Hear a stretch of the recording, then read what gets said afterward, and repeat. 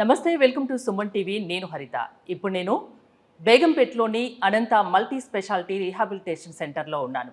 నాతో పాటు ఉన్నారు Anantha multi speciality rehabilitation one of the director and famous orthopaedic surgeon doctor Kishore Karumuri. Hello doctor గారు, నమస్తే. నమస్తే. అనంత మల్టీ రీహాబిలిటేషన్ సెంటర్ ప్రత్యేకతలు ఏంటి? అసలు హాస్పిటల్కి రీహాబిలిటేషన్ సెంటర్కి డిఫరెన్స్ ఏంటి? రీహాబిలిటేషన్ అంటేనే చాలామందికి తెలియదు, ఇంక్లూడింగ్ డాక్టర్స్. రీహాబ్ అనేది ఒక స్పెసిఫిక్ సబ్జెక్ట్లా మా మెడికల్ కరికులంలో ఎక్కడ ఇంక్లూజన్ లేదు. దాని ఇంపార్టెన్స్ ఉంది, కానీ ఇంక్లూజన్ ఎక్కడా లేదు. రీహాబిలిటేషన్ అనేది ఒక వ్యాధి బారిన పడిన వ్యక్తిని తిరిగి నార్మల్సీ, సెల్ఫ్ డిపెండెంట్గా, ఎవరి మీద ఆధారపడకుండా ఆయన పనులు ఆయన చేసుకునే స్టేజ్కి తీసుకురావడం రీహాబిలిటేషన్. అది ఏ రకమైన వ్యాధి అయినా కావచ్చు, బుర్రకు సంబంధించింది కావచ్చు, అంటే పారాలసిస్లు కానీ, బ్రెయిన్ సర్జరీ కానీ, గుండెకి సంబంధించింది కావచ్చు, అట్లాగే ఒక క్యాన్సర్ తర్వాత కావచ్చు, అలాగే ఆడవాళ్ళల్లో కొన్ని ప్రాబ్లమ్స్ కావచ్చు. సో రీహాబిలిటేషన్ అనేది ఒక అబ్నార్మల్సీ నుంచి నార్మల్సీకి తీసుకొచ్చే ప్రాసెస్. దీంట్లో మెయిన్గా మనకి రీహాబిలిటేషన్ కార్డియో, అంటే హార్ట్కి సంబంధించింది, న్యూరో సంబంధించినవి ఎక్కువ ఉంటారు. అంటే చాలా చోట్ల ఈ పెయిన్ మేనేజ్మెంట్ కానీ, ట్రాన్సిషనల్ కేర్ కానీ, ఈ రీహాబిలిటేషన్ సెంటర్లు కానీ చాలా చోట్ల ఉన్నాయి. సౌత్ ఇండియాలోనే చాలా పెద్దగా మీరు అనంత పెట్టారు. ఎందుకు? నేను ఒక ఆర్థోపెడిక్ సర్జన్, ఒక థౌజండ్స్ ఆఫ్ సర్జరీస్లో నేను పాల్గొని ఉంటాను. మా father in law doctor Chandrasekhar, who is the CEO of this hospital. ఆయన ఒక ఉస్మానియాలో గాంధీ సూపర్ కింద రిటైర్ అయ్యి వచ్చారు. ఆయనకి మాకు, మా వైఫ్ డాక్టర్ అనుష పెయిన్ ఫిజిషియన్కి, హెల్త్ కేర్ సెక్టర్లో ఈ పర్టికులర్ సెగ్మెంట్ డెఫిషియన్సీ కనిపించింది. మేము ఢిల్లీ వెళ్ళాం, బెంగళూరు వెళ్ళాం, మద్రాస్ వెళ్ళాం. ఎన్ని హెల్త్ సెక్టర్లు చూసినా మాకు ఈ డెఫిషియెంట్ సెగ్మెంట్ కనిపించింది. We want to bridge that gap. That is the reason why we started. చాలా చోట్ల, ఇంతకుముందు నేను చెప్పినట్టు చాలా చోట్ల ఉన్నాయి. వాటికి మీకు అనంత రీహాబిలిటేషన్ సెంటర్కి ఉన్న స్పెషాలిటీస్ ఏంటి అంటే ఏం చెప్తారు? ఇక్కడ ప్రత్యేకించి ఏముంటాయి? అనంత మన మెయిన్గా 5 స్పెసిఫిక్ సర్వీసెస్కి మన సెగ్మెంట్స్ ఉన్నాయి. ఒకటి మీరు చెప్పినట్టు రీహాబిలిటేషన్. ఈ రీహాబిలిటేషన్ చాలామంది న్యూరో వరకే అంకితం. అంటే పారాలసిస్ వచ్చిన వాళ్ళకి, స్ట్రోక్ వచ్చిన వాళ్ళకి, బ్రెయిన్ సర్జరీ వచ్చిన వాళ్ళ దగ్గరే ఆగిపోయారు. అది కూడా ఒక సబాప్టిమల్, అంటే అవసరం కానీ తక్కువ ఫెసిలిటీస్తో ఉండే రీహాబిలిటేషన్. వాళ్ళని ఇంట్లో కేర్ తీసుకోవడం కష్టం. టైంకి ఫీడ్ ఇవ్వడము, వాళ్ళ యూరిన్ బాత్రూమ్ ప్రాబ్లమ్స్ క్లియర్ చేయడము, వాళ్ళని ఎక్సర్సైజ్ చేయించడము అనేది కొద్దిగా నెగ్లెక్టెడ్ థింగ్. చాలామంది న్యూరో ఒకటే పెట్టారు, కానీ చెప్పాక ఇన్స్ట్రుమెంట్స్ సరిగ్గా లేకుండా, ఎక్విప్మెంట్ సరిగ్గా లేకుండా చేశారు. సో నేను చెప్పాక మీకు 4 సెంటర్ మొత్తం ఇండియాలో అంతా తిరిగి ఎక్కడైతే ఏం ఎక్విప్మెంట్, ఏవైతే డెఫిషియన్సీ ఉన్నా అన్నీ కలిపి మేము పెట్టాము ఈ రీహాబ్ సెంటర్. మనకి ఇక్కడ చెప్పాక it is only first centre to have non invasive brain stimulation. ఇండియాలో ఓన్లీ ఒక రీహాబ్ సెంటర్లో ఉండడం ఇదే first time. It is the only centre. So అట్లాగా స్టేట్ ఆఫ్ ఆర్ట్ ఎక్విప్మెంట్ పెట్టాము. అట్లాగే ట్రాన్సిషనల్ కేర్, ఒక పెద్ద సర్జరీ అయ్యింది. ఆ సర్జరీ అయిన తర్వాత రికవరీ పీరియడ్కి ఎక్సర్సైజు, ఫుడ్ చాలా ఇంపార్టెంట్. మనం సర్జరీ చేసుకున్నాం కదా, టైం మందులు ఇస్తే సరిపోతుంది, టైం ఫుడ్ ఇస్తే సరిపోతుంది అనుకుంటా, కానీ ఫుడ్లో కూడా సమపాలమైన ఫుడ్ ఇవ్వడం అనేది చాలా ఇంపార్టెంట్.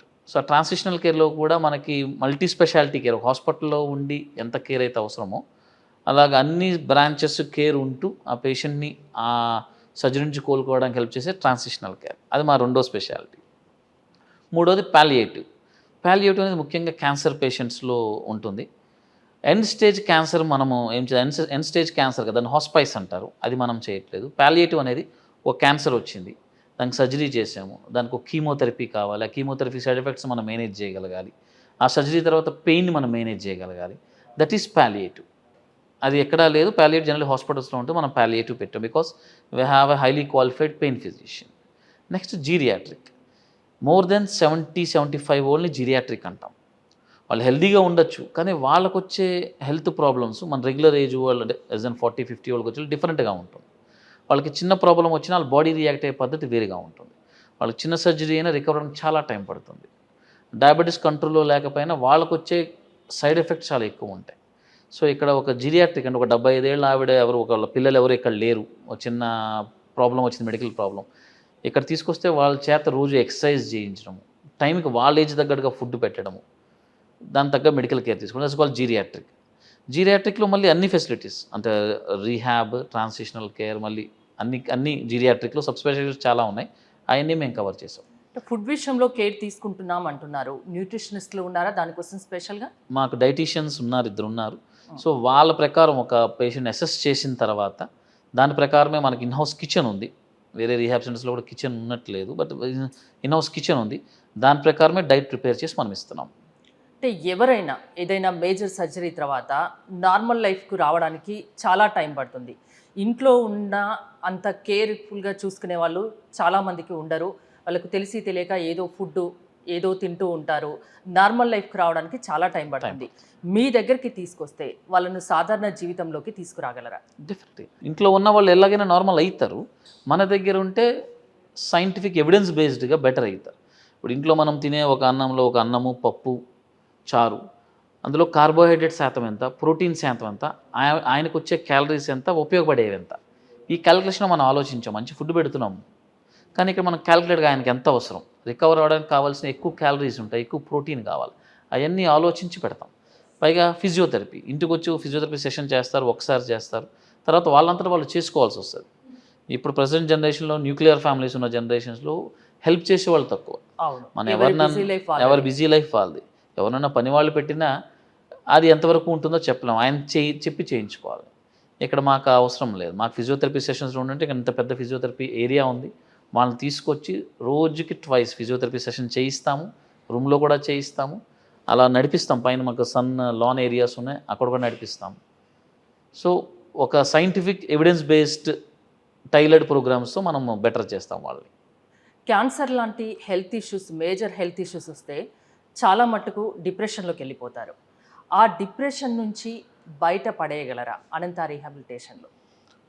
మన రీహాబిలిటేషన్లో 2 రకాల రీహాబిలిటేషన్స్ ఉన్నాయండి. ఇన్ఫ్యాక్ట్ యాక్చువల్లీ నేను చెప్పాలంటే 3 ఉండొచ్చు. ఒకటి సబ్స్టెన్స్ అబ్యూస్, అంటే బానిస అవ్వడం, మందుకు కానీ డ్రగ్స్ కానీ బానిస అవ్వడం, ఇది ఆ టైప్ ఆఫ్ రీహాబిలిటేషన్ కాదు. రెండోది సైకలాజికల్ రీహాబిలిటేషన్, దానికంటూ స్పెసిఫిక్ సెంటర్స్ ఉన్నాయి. ఇది సైకలాజికల్ రీహాబిలిటేషన్ సెంటర్ కాదు. This is called functional rehabilitation. అంటే సైకలాజికల్ కాంపోనెంట్ కూడా తీసుకుంటాము, కానీ ఫిజికల్గా కూడా బెటర్గా చేస్తాం. సో మన దగ్గర రీహాబ్ సైకాలజిస్ట్ అని ఉన్నారు. ఎవరైతే పేషెంట్ ఉన్నారో పేషెంట్కి కౌన్సిలింగ్ ఇస్తారు, పేషెంట్ కేర్ ఇచ్చే వాళ్ళు కూడా కౌన్సిలింగ్ ఇస్తాం. ఎందుకంటే పేషెంట్ ఎంత ఇంపార్టెంటో పేషెంట్ చూసుకునే వాళ్ళు కూడా అంతే important. Okay, positive and negative pressure rooms అంటే ఏంటండి? అంటే ఎక్కడ వినలేదు, నేను ఇక్కడే వింటున్నా అనంతలో. మనం సమ్మర్ వస్తుంది, ఇప్పుడు అందరూ ఏసీలు వేసుకుంటాం శుభ్రంగా, బయటికి గాలి ఏం పోదు, అన్ని తలుపులు బిడాయించి కూర్చుంటాము, ఫ్యాన్ కూడా ఉండదు, ఏసీ మాత్రం వస్తుంది. అది పాజిటివ్ ప్రెషర్ రూమ్. బయటికి వెళ్ళట్లా, ప్రెషర్ పెరిగిపోతుంది రూమ్లో, అదే ఎయిర్ సర్క్యులేట్ అవుతుంది. సో మన ఇక్కడ పాజిటివ్ ప్రెషర్, నెగిటివ్ ప్రెషర్ రూమ్స్లో సెంట్రల్ ఏసీ వెంట్ ఉంటుంది, ఆ ఎయిర్ పంపించడానికి కూడా ఒక వెంట్ ఉంటుంది. సో ఈ పాజిటివ్ ప్రెషర్ రూమ్ అనేది ఎయిర్ లోపలికి వస్తుంది, కానీ బయటికి వెళ్ళదు. ఇప్పుడు ఎవరైనా నాకు ఒక టీబీ ఉంది, పాతకాలంలో ఒక టీబీ ఉంది, ఓపెన్ కేస్ అంటారు. ఓపెన్ కేస్ ఆఫ్ టీబీ అంటే ఆ టీబీ లంగ్లో ఉన్న అది బయటికి ఎక్స్పోజ్ అవుతుంది, అంటే బ్యాక్టీరియా బయటికి ఆ పేషెంట్ వెదజల్లుతూ ఉంటాడు. అది వేరే పేషెంట్లకు వెళ్లకుండా ఉండడానికి మేము పాజిటివ్ ప్రెషర్ రూమ్స్ అని పెడతాం, అది బ్యాక్టీరియా బయటికి వెళ్ళదు. అలాగే నెగిటివ్ ప్రెషర్ రూమ్స్ అంటే బయట నుంచి గాలి రాదు, కానీ లోపల ఉన్న గాలి బయటికి వెళ్తుంది.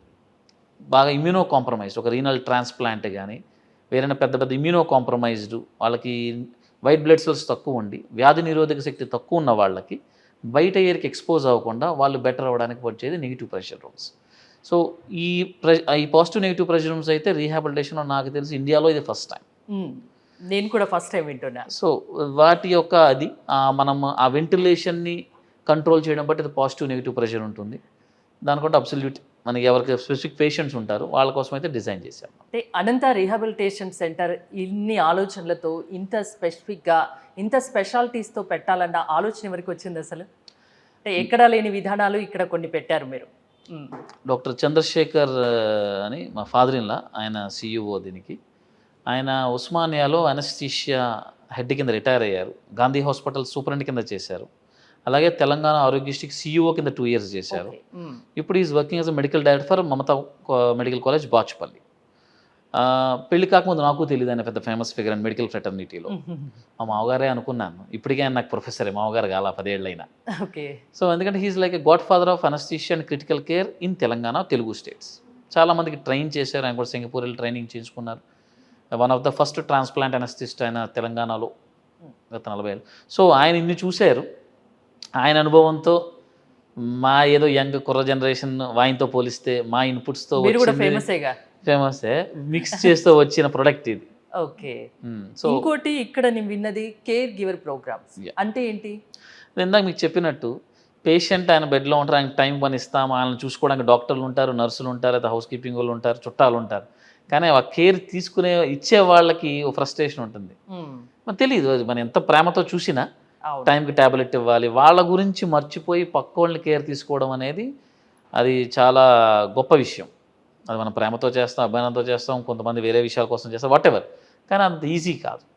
సో వాళ్ళని హెల్దీగా ఉంచితే పేషెంట్లు హెల్దీగా ఉంటారు. So care for the care giver programme అనేది మా యూనిక్ కాన్సెప్ట్. సో వాళ్ళ కోసం అంటే ఒక ఏరియా కార్డన్ ఆఫ్ చేస్తాం, still is in the process. డెఫినెట్గా అది ఇంప్లిమెంట్ అవుతుంది ఇంకొక 15 డేస్లో. వాళ్ళకంటూ సెపరేట్ లైబ్రరీ, పుస్తకాలు ఇచ్చి, వాళ్ళకంటూ వీడియో గేమ్స్, వాళ్ళకంటూ మ్యూజిక్ థెరపీ. అంటే పేషెంట్ను బట్టి వాళ్ళ ఆలోచన విధానాన్ని బట్టి వాళ్ళకి కావాల్సినవన్నీ మీరు సమకూరుస్తున్నాం. పేషెంట్ కేర్ ఇచ్చేవాళ్ళు, అలాగే వాళ్ళకు కూడా యోగా సెషన్స్ పెడుతున్నాం. వాళ్ళు కావాలంటే వచ్చి యోగా సెషన్స్ అటెండ్ అవ్వచ్చు. మార్నింగ్ 5 to 6:30 ఎక్స్క్లూజివ్ లేడీస్కి ఉంది, ఈవినింగ్ 6 to 7 అందరూ చేసుకోవచ్చు. అది ఓన్లీ మాకు అనంతాకే మేము పరిమితం చేయలేదు, చుట్టుపక్కల వాళ్ళు కూడా వచ్చి చేసుకోవచ్చు. That's called Anantha wellness programme. So అది ఓన్లీ మాకు ఒక్కరికే కాదు, పక్క వాళ్ళకి కూడా మేము బాగుండాలని, సహాయపడాలన్న ఆలోచన. బాగుండాలి. ఓకే. 24/7 క్రిటికల్ కేర్ ఎక్స్పర్ట్స్ ఇక్కడ ఉంటారా మరి? అవును, మేము తీసుకున్న ఒక 5 people టీం ఉన్నారు. వాళ్ళు క్రిటికల్ కేర్లో నిష్ణాతులు. వాళ్ళంతా 24/7 వాళ్ళు ఉంటారు. పేషెంట్ని అంటే డిఎంఓ అంటే డ్యూటీ మెడికల్ ఆఫీసర్ అని జూనియర్ డాక్టర్స్, మా దగ్గర జూనియర్ డాక్టర్స్ లేరు, అందరూ సీనియర్ డాక్టర్సే. 3 shiftsలో 8 hour షిఫ్ట్లో వాళ్ళు చేస్తారు. వాళ్ళ పైన ఒక ఫిజిషియన్ టీమ్ కూడా మానిటరింగ్ ఉంటుంది. సో మేము ఒక కార్పొరేట్ లెవెల్లో సూపర్ స్పెషాలిటీ హాస్పిటల్లో ఎంతైతే మెడికల్ వైజ్గా కేర్ ఉంటుందో వీ మేడ్ ష్యూర్ దట్ ఆ గ్యాప్ ఉండకూడదు. ఇంటర్వెన్షనల్ పెయిన్ ఫిజిషియన్లు కూడా ఇక్కడ ఉంటారు కదా? సో ఈ విషయం చెప్పాలంటే నేను కొద్దిగా అన్నీ బాగా చెప్పాలి, ఎందుకంటే she's doctor Anusha Karumuri, okay, my better and best half. So she's highest qualified for pain in India. అంటే పెయిన్ కానీ అలా నేను ఆర్థోపెడిక్స్ ఎట్లా క్వాలిఫై అయ్యాను, పెయిన్కి కూడా డిఫరెంట్ బోర్డ్స్ ఉంటాయి. FIP అని fellowship in pain management, Indian apex board, అది ఆవిడ క్లియర్ చేశారు. అలాగే ఎడ్రా అని ఉంటుంది, European diploma in regional anaesthesia. అది వరల్డ్ అంతా ఒక 3,000 మంది రాస్తే 30 మంది పాస్ అయ్యారు. అందులో ఇండియా నుంచి 3, అందులో ఈవిడ ఒకటి. గ్రేట్. ఎడ్రా అని అంటారు, అది ఆవిడ క్లియర్ చేసింది. రీసెంట్గా MSc పెయిన్ అంటే దాని PhDకి ఈక్వలెంట్, అది సౌత్ వేల్స్ నుంచి. She cleared with distinction. అంటే పెయిన్ మేనేజ్మెంట్ అంటే ఎలాంటి పెయిన్ అయినా తగ్గించే శక్తి ఉంటుంది, అంతేనా? అదే పెయిన్ మేనేజ్మెంట్ ఇక్కడ అందిస్తారు. సో ఇప్పుడు మా వైఫ్ అనుష కర్మూరి ఎవరైతే ఉన్నారో she's taking care of pain management. Pain management రీసెంట్గా అందరికీ తెలుస్తున్న పెయిన్ మేనేజ్మెంట్. సో అదేంటంటే నేను సరదాగా జోక్ చెప్తా ఉంటాను, హస్బెండ్కి వైఫ్ వల్ల, వైఫ్కి హస్బెండ్ వల్ల వచ్చే పెయిన్ కూడా తగ్గిస్తారు వాళ్ళు, శారీరకంగా వచ్చే పెయిన్స్ కూడా కాదు. సో పైన నెక్ పెయిన్ నుంచి బ్యాక్ పెయిన్, నీ పెయిన్, అన్నీ ఎన్ని రకమైన మైగ్రెయిన్, ఆక్సిపిటల్ హెడేక్స్, పైనుంచి కింద వరకు ఏ రకమైన పెయిన్ అయినా సరే వాళ్ళు తగ్గించగలుగుతారు. ఏ విధంగా? సో ఇందులో 2 రకాలు. పెయిన్ మేనేజ్మెంట్ అంటే అందరికీ ఇంటర్వెన్షనల్ పెయిన్ చేయాల్సిన అవసరం లేదు. ఫస్ట్ ఆఫ్ ఆల్ ఆ కాజ్ ఏంటో మనం అర్థం చేసుకోగలగాలి. అది అర్థం చేసుకుంటే ఫస్ట్ మెడిసిన్స్తో తగ్గపోతే అప్పుడు ఇంటర్వ్యూన్ చేస్తారు. ఈ పెయిన్ అనేది బాడీలో ఎక్కడైనా సరే నర్వ్ ఫైబర్స్తోనే బ్రెయిన్కి వెళ్ళాలి. సో ఈ ఇంటర్వెన్షనల్ పెయిన్ మేనేజ్మెంట్ అనేది ఆ నర్వ్ ఫైబర్స్ని బ్లాక్ చేస్తారు. అది ఎక్కడైనా ఉండొచ్చు. ఇప్పుడు రీసెంట్గా ఒక ప్యాంక్రియాటిక్ క్యాన్సర్ పేషెంట్ ఉంటే మన బ్లడ్ సప్లై చేసే మేజర్ ఆర్టరీ ముందు ఒక నెర్వ్ సెంటర్ ఉంటుంది, అది ఆర్టరీలో నుంచి వెళ్ళి బ్లాక్ చేయాలి దాన్ని, ఆ నొప్పి తెలియకుండా ఉండడానికి. సో అప్పుడు రీసెంట్గా చేశారు. అంటే బాడీలో ఎక్కడున్నా సరే ఆ నర్వ్ సెంటర్స్ని బ్లాక్ చేయాలి. అది అండర్ అల్ట్రాసౌండ్ గైడెన్స్ కానీ, ఎక్స్రే మెషిన్ గైడెన్స్లో కానీ, ఆపరేషన్ థియేటర్లో చేస్తారు. ఇప్పుడు రీసెంట్గా అందరూ దాన్ని ట్రైన్ అవుతున్నారు. But she keep something. So all international, ఎందుకంటే రీహాబ్ సెంటర్లో ఎక్కువసేపు పడుకుని ఉంటారు. సో వాళ్ళకన్నీ నొప్పులు ఉండొచ్చు, మెడ నొప్పి ఉండొచ్చు, వయసు ప్రకారం. సో అవన్నీ మనం డీల్ చేయగలం. నాకు చాలామంది ఫిజియోథెరపిస్టులు కనిపిస్తున్నారు ఇక్కడ రాగానే. సో రీహాబిలిటేషన్లో ఫిజియోథెరపీ చాలా ఇంపార్టెంట్ పార్ట్ ప్లే చేస్తుంది. ఎందుకంటే మనము 48 hours కంటిన్యూస్గా పడుకుని ఉంటే మనకి బెడ్ సోర్స్ డెవలప్ అయ్యే అవకాశం ఉంటుంది, దాని బ్లడ్ సర్క్యులేషన్ లేకుండా.